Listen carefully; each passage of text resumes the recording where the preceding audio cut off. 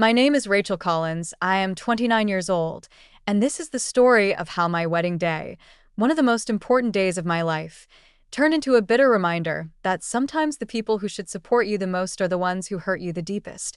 From the time I was a little girl, I imagined a big, glamorous wedding. I pictured lace dresses, sparkling chandeliers, hundreds of guests clapping as I walked down the aisle. But life doesn't always work out like in childhood fantasies. By the time I met Alex, the man who would become my husband, I was less concerned with fancy parties and more focused on building a life with someone who truly loved me. Alex wasn't rich. He worked as a mechanic, fixing cars in a small but busy shop owned by his uncle, and I worked as a nurse at the local clinic. Our love was simple, steady, built on laughter in the kitchen and quiet talks late at night. When he proposed, kneeling in the middle of our tiny apartment living room with a modest silver ring, I said yes without a second thought. We didn't need luxury. We needed each other. When we started planning the wedding, we quickly realized we couldn't afford a grand event. Between rent, bills, and student loans, there was no way we could host a 300-guest reception in a ballroom. Instead, we decided to keep it small. We rented a modest community hall, decorated it with flowers my best friend Kelly helped arrange, and invited only close family and friends. It wasn't the wedding I had once dreamed of, but it was ours. Unfortunately, my parents didn't see it that way. When I told them our plan, my mother wrinkled her nose in disgust. A community hall? Rachel, are you serious? People will laugh. My father added, "This is embarrassing. A Collins daughter, having such a cheap wedding? You should wait, save money, and do it properly." I tried to explain that waiting wasn't an option, that Alex and I didn't want to drown ourselves in debt just to impress people. But they refused to understand. They made it clear that if I wanted their financial help, it would come with conditions that meant giving up control of my own wedding. And I wasn't willing to let that happen. So we moved forward without them, and on the day of the wedding, I walked down the aisle in a simple white gown, holding a small bouquet of lilies. Alex's eyes lit up when he saw me, and in that moment, I felt like the most beautiful woman in the world. My friends clapped, my coworkers cheered, and his family welcomed me warmly. But when I glanced at my parents sitting stiffly in the second row, I saw the judgment in their eyes. My mother whispered something to my father, and I caught the faint smirk on their faces.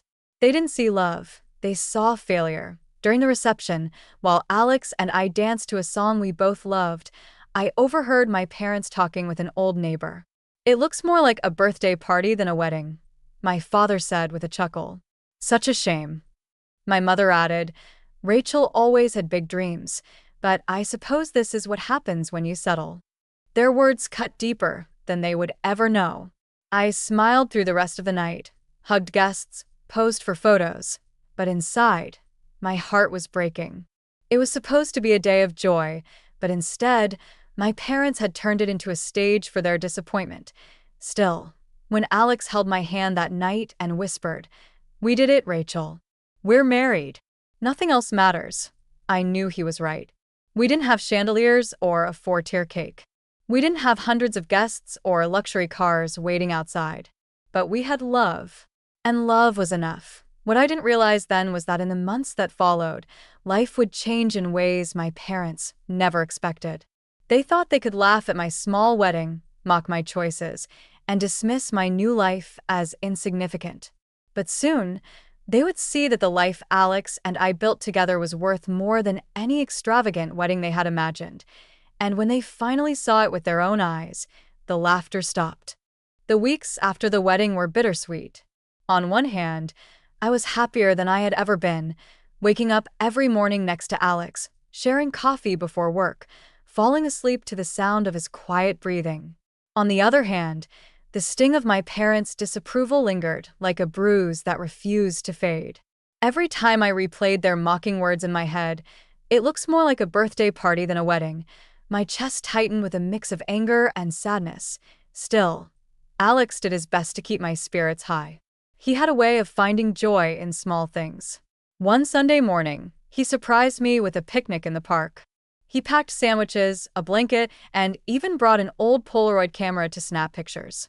If they won't celebrate us, he said with a grin, then we'll celebrate ourselves. We laughed, took silly photos, and lay in the grass staring at the sky until the sun began to set. Those were the moments that reminded me why I had chosen him, why the judgment of others didn't matter. But family has a way of creeping back into your life, even when you try to distance yourself. My mother called one evening, her voice dripping with passive aggressiveness. So, Rachel, how's married life in your little apartment? I hope you're managing. It's not too cramped, is it? I swallowed my irritation and answered politely, but I could hear the underlying message. She still thought I had settled for less. And why father was no different. When we bumped into him at the grocery store one weekend, he glanced at Alex and muttered, "Still fixing cars, I see. Doesn't pay much, does it?" Alex, ever the calm soul, just smiled and replied, "Pays enough for us to live a good life." My father scoffed and walked away, leaving me torn between fury and humiliation. Despite their constant digs, Alex and I focused on building our future. We worked hard, saved money, and dreamed about buying a small house one day. He picked up extra shifts at the shop, and I took on night shifts at the clinic. It wasn't easy. Some days we barely saw each other. But when we did, every moment felt precious. By the third month of our marriage, something began to shift. We had managed to save a small but significant amount of money, enough to start considering moving out of our cramped apartment. Alex's uncle, who owned the repair shop, pulled him aside one afternoon and told him he was planning to retire soon. "Alex, you've been loyal and hardworking," he said. "I want you to take over the business when I step down. It won't happen overnight, but if you're willing to commit, this shop will be yours." When Alex told me the news, I felt tears prick my eyes. It wasn't just about money or stability, it was about validation, proof that his hard work meant something. We celebrated with takeout pizza on our small couch, laughing as we dreamed of what our future could look like. Meanwhile, my parents remained distant, unaware of the quiet successes we were achieving. Whenever I called to check in, the conversations were short, filled with subtle jabs. "Well, when you're ready for a real wedding, we'll help you," my mother said once, as if my marriage was nothing more than a rehearsal, but I was done seeking their approval. Instead, I poured my energy into my marriage, into our tiny home filled with mismatched furniture, but overflowing with love. And slowly, I began to realize something. Maybe I didn't need their acceptance. Maybe the life Alex and I were building was enough to speak for itself. Still, deep down, a part of me wanted them to see. Not for validation, but because I wanted them to understand that I wasn't lost, that I hadn't ruined my future by choosing love over luxury. I wanted them to witness with their own eyes that happiness doesn't come from chandeliers and banquet halls.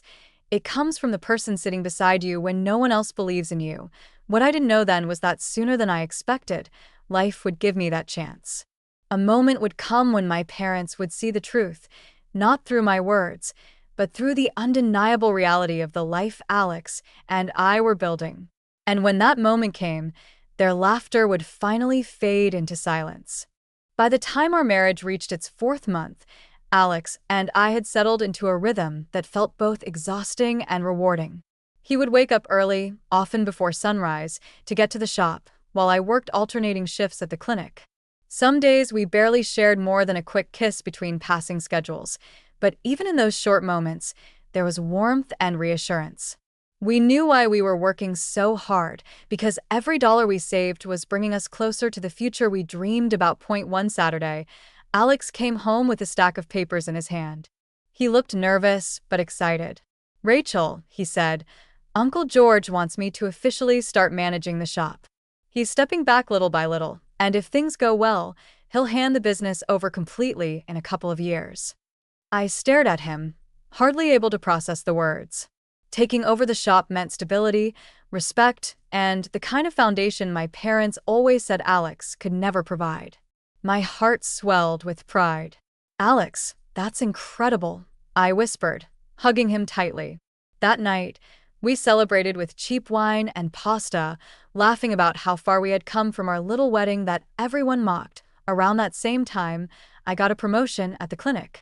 My supervisor noticed how often I stayed late to cover for others and how dedicated I was with patients. She offered me the position of shift coordinator, which came with a raise. It wasn't a fortune, but it meant we could save faster. It also meant my parents' constant criticism about living paycheck to paycheck no longer applied, but despite our quiet progress, my parents still looked down on us. When I invited them over for dinner at our apartment, hoping to show them our little improvements, the new couch we bought secondhand but proudly refurbished, the shelves Alex built himself, my mother walked in, glanced around, and sighed. "It's cozy," she said, her voice dripping with disdain. My father barely looked up from his phone. Throughout dinner, they asked condescending questions. "So, Alex," my father said, "still working with greasy hands every day?" Alex smiled politely, answering, "Yes, sir, but I'll soon be managing the whole shop." My father chuckled, unimpressed. "Well, managing a repair shop is still managing cars, isn't it?" My stomach twisted with frustration, but I bit my tongue, not wanting to ruin the evening. After they left, I sat on the couch in silence, tears streaming down my face. Alex put his arm around me. "Rachel," he said gently, "you don't have to prove anything to them. They'll see eventually. And if they don't, it's their loss." His words comforted me, but deep down, I longed for that moment when they would finally open their eyes. And as fate would have it, that moment wasn't far away. In September, a local newspaper ran a small feature on Alex's shop. The article highlighted how the business had been running for more than 20 years and how Alex, the young new manager, was bringing fresh energy and ideas.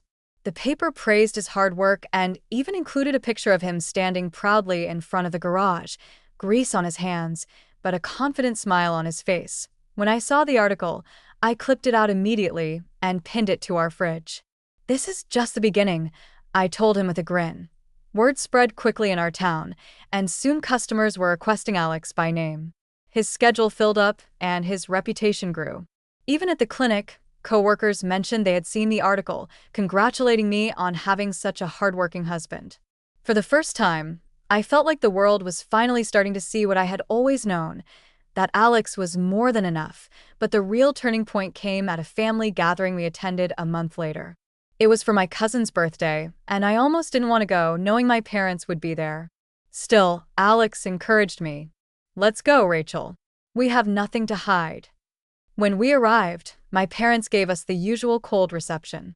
But to my surprise, one of my uncles approached Alex with a handshake. "Hey, I saw you in the paper. Impressive work, young man."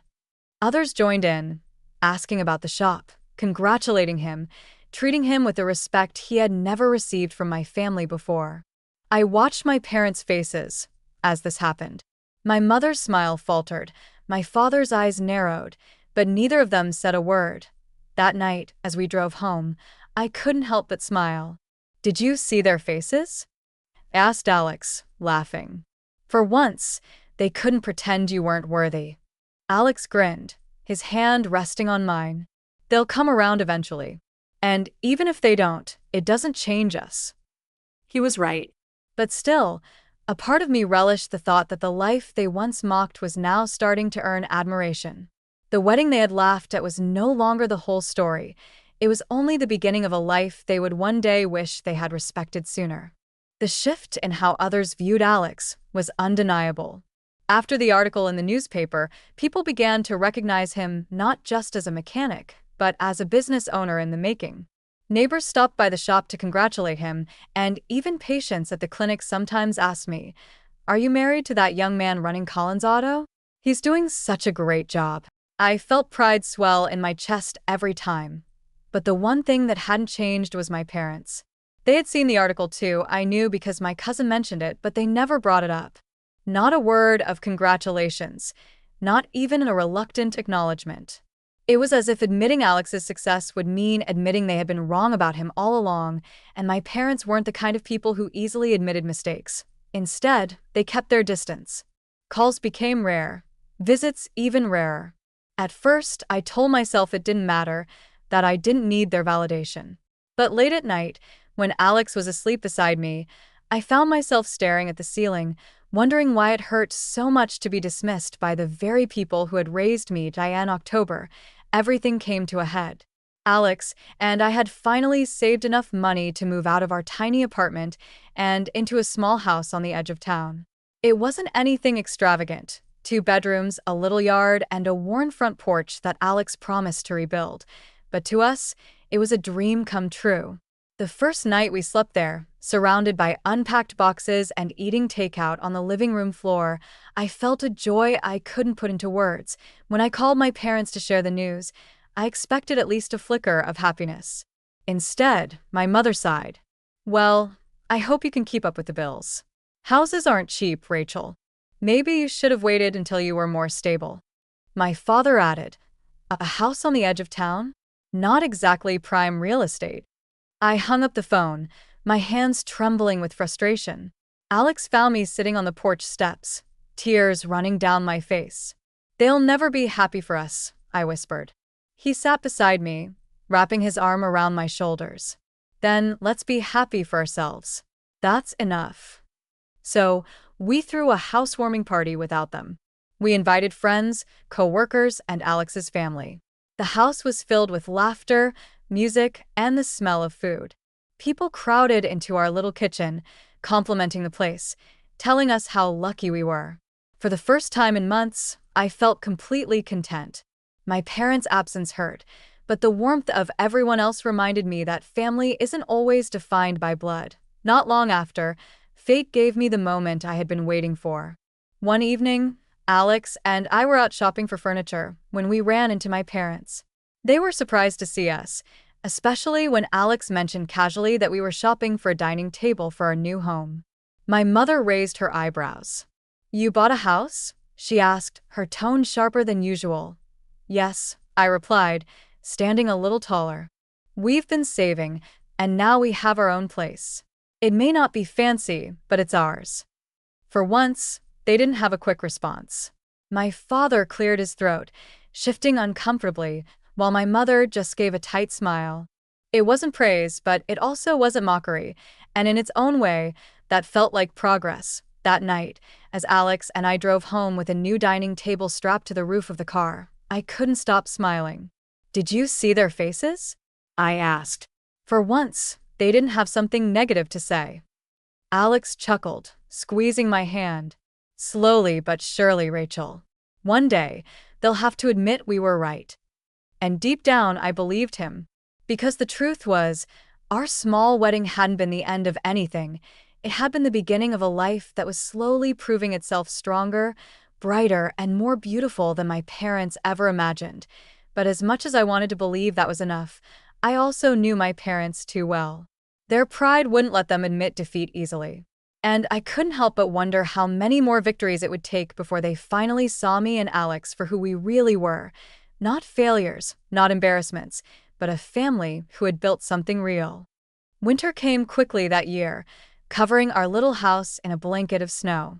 The mornings were cold, the windows frosted, but inside, there was warmth. Alex would wake up early to shovel the driveway before heading to the shop, while I prepared coffee and packed his lunch. On weekends, we decorated the house together, turning it slowly into a real home. Every photo we hung on the walls, every piece of secondhand furniture we restored, felt like a small victory. Yet, in the back of my mind, my parents' silence lingered. They hadn't visited the house, hadn't congratulated us, hadn't even asked how we were settling in. They treated our accomplishment as if it didn't exist. At times, it made me furious. At other times, it made me deeply sad. These were the people who had raised me, the people I once dreamed of making proud, and they couldn't even acknowledge the life I was building. Then came Christmas. For years, I had always spent Christmas Eve at my parents' house, surrounded by extended family, cousins, and neighbors. But that year, there was no invitation. My mother never called, my father never asked if we were coming. The silence was louder than words. Alex noticed how quiet I became as the holiday approached. On Christmas Eve, he surprised me with something that brought tears to my eyes. He invited his entire family over to our house, his parents, his siblings, even his cousins. They arrived with food, gifts, and laughter, filling our little home with warmth and noise. His mother hugged me tightly the moment she walked in. "Rachel, thank you for hosting. This feels wonderful. For the first time, Christmas didn't feel empty.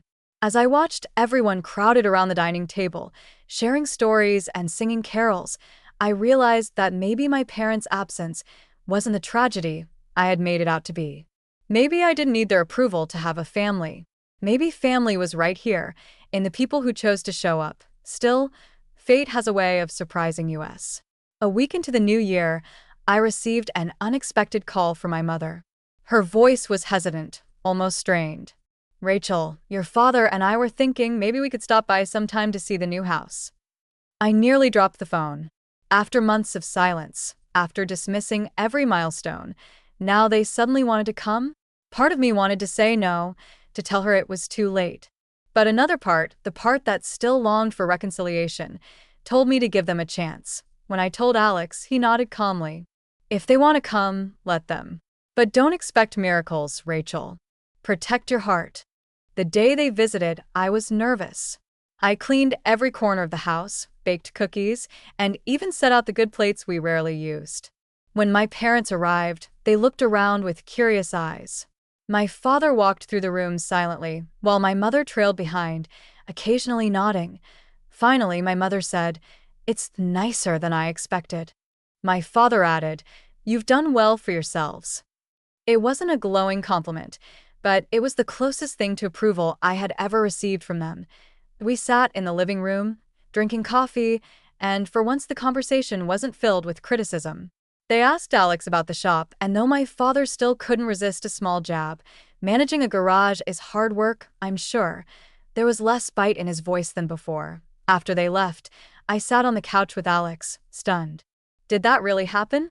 Did they actually say something nice? He laughed softly, pulling me close. It's a start. That night, as I flipped through our photo album, the same one that held memories from our small wedding, our apartment, our first months of marriage, I realized something important. My parents could no longer laugh at us because the proof of our happiness was right in front of them. They could see the life we had built, the love we shared, and the home we created from nothing. And for the first time, I felt a shift inside me. I didn't just want their approval anymore. I didn't need it. Because even if they never fully embraced my choices, I knew that Alex and I had already won. We had built a life worth living, a life worth being proud of, with or without their acceptance. Still, deep down, I couldn't help but wonder, was this the beginning of healing, or just another fragile pause before the next storm? The months after my parents' first visit to our house were strange. On the surface, things seemed calmer. There were no direct insults, no mocking comments about our choices. But underneath, I could still feel the tension. It was as if my parents didn't quite know how to treat us now that our life looked more stable than they had ever imagined. At first, their visits were short and infrequent. My mother would drop by with a cake, commenting on how the kitchen could use more light, while my father sat stiffly in the living room, making polite but distant conversation with Alex. It wasn't warmth, but it wasn't hostility either. It felt like they were testing the waters, unsure of how much ground they were willing to give. Meanwhile, Alex's life at the shop was blossoming. Customers trusted him, business was thriving, and his uncle had officially started stepping back, letting Alex take on most of the responsibilities. One evening, Alex came home with papers in his hands and a spark in his eyes. "Rachel," he said, his voice steady but full of excitement, "Uncle George is signing the shop over to me by next year. It'll be ours." I threw my arms around him, tears of joy stinging my eyes. The man my parents had dismissed as just a mechanic was now a business owner, building something lasting not only for himself, but for us. I wanted to share this news with my parents, but I hesitated. Part of me feared their reaction, that they might downplay it or find a way to twist it into something negative. Still, when they visited the following week, Alex proudly told them himself. My father raised his eyebrows, clearly surprised, and for once he didn't laugh. Instead, he nodded slowly. "That's impressive, Alex. Managing your own business is no small thing." The words stunned me. It was the first time my father had acknowledged Alex with even a hint of respect. My mother followed with, "Well, at least you'll be more stable now. which was less a compliment and more a reluctant concession, but even that felt like progress. For the first time since my wedding, I saw the possibility of change. Maybe, just maybe, they were beginning to see what I had always known, that Alex was worthy, that our marriage was real, that our life was something to be proud of. But the real turning point came a month later. Alex and I hosted a small barbecue at our house, inviting friends, neighbors, and both sides of the family. I wasn't sure my parents would come, but they did. They arrived quietly, carrying a bottle of wine and looking slightly out of place among the laughter and chatter. As the evening went on, something shifted. My father stood near the grill with Alex, talking about cars, while my mother sat with Alex's mom, complimenting her potato salad. I watched in disbelief as my parents, who had once mocked and dismissed everything about my life, slowly blended into the atmosphere of warmth and acceptance. At one point, one of Alex's cousins raised a toast to Rachel and Alex for building such a beautiful life together. Glasses clinked, people cheered, and I caught sight of my parents' faces. For the first time, there was no smirk, no eye roll, only silence, and maybe even a flicker of pride they were trying hard not to show. Later that night, as we cleaned up after everyone left, Alex pulled me close. "Did you see them? Your parents didn't laugh once." I smiled through tears. They're starting to see it, Alex. They're finally starting to see. But I also knew something else. Acceptance from my parents wasn't going to come overnight. Their pride was too strong, their expectations too rigid. Yet, the walls they had built around themselves were beginning to crack, and through those cracks, I could finally glimpse a future where my marriage wasn't a point of ridicule, but something they could respect. And deep down, I realized that maybe this had been the lesson all along. Sometimes you don't need to prove your worth with grand gestures or expensive weddings. Sometimes, you simply live your life with love, patience, and resilience until the truth becomes undeniable. Still, I couldn't help but wonder, would their slow change continue, or was this fragile peace just temporary? The answer would come sooner than I expected, and it would be more powerful than anything I could have imagined. Spring arrived with new beginnings, and with it came the moment that finally forced my parents to see the life Alex and I had built for what it truly was. By then, Alex had fully taken over the auto shop, and business was thriving. He hired 2 new employees, invested in better equipment, and even had his name painted proudly on the front sign, Collins Auto, owned and operated by Alex Carter. Seeing his name there filled me with pride I couldn't put into words. At the same time, my work at the clinic continued to grow. I had become shift coordinator and was trusted with responsibilities I never thought I'd handle so early in my career. Our combined efforts meant that, for the first time, we weren't just managing. We were thriving. Then one Saturday morning, I received a call from my mother. Her voice was quiet, almost fragile. "Rachel, your father's car broke down on the highway. We didn't know who else to call. Could Alex help?" It felt surreal. The same man they had mocked for, working with greasy hands, was now the one they needed. Without hesitation, Alex grabbed his tools and told me to come with him. We drove out to the spot, and there were my parents, standing helplessly beside their stalled car. Alex greeted them warmly, knelt down, and got to work. In less than an hour, he had the car running again. My father shook his hand, really shook it for the first time in years. "Thank you, Alex," he said sincerely. I didn't think you'd come so quickly." Alex smiled. "Of course I came. Your family." Those words landed heavy in the air. For a moment, no one spoke. My mother's eyes softened as she looked at us, and for once, there was no judgment in her expression, only a quiet realization. After that day, something changed. My parents started visiting more often, not with criticism, but with genuine curiosity. They asked Alex about the shop, they complimented the house, they even brought small gifts. Slowly, the sharp edges of their pride wore down, replaced by an unspoken respect. One evening, as we all sat around the dining table in our home, my parents, Alex's parents, and a handful of close friends, I looked around and felt something I hadn't felt in years: peace. For the first time, my parents weren't looking for flaws, weren't mocking my choices. They were simply present, sharing in the life Alex and I had built. After everyone left, I sat with Alex on the porch, the night air cool and quiet around us. I leaned my head on his shoulder and whispered, "Do you realize what just happened?" They didn't laugh. They didn't mock. They actually looked proud. Alex kissed the top of my head. "Because they finally see it, Rachel. They see us. And they can't deny it anymore." Tears filled my eyes, but this time they weren't from sadness. They were from gratitude. The little wedding they had laughed at had grown into a life full of love, resilience, and undeniable success. And now, even my parents had no choice but to see that truth. I realized then that I didn't need their approval to be happy, but having it, after everything, felt like a small victory.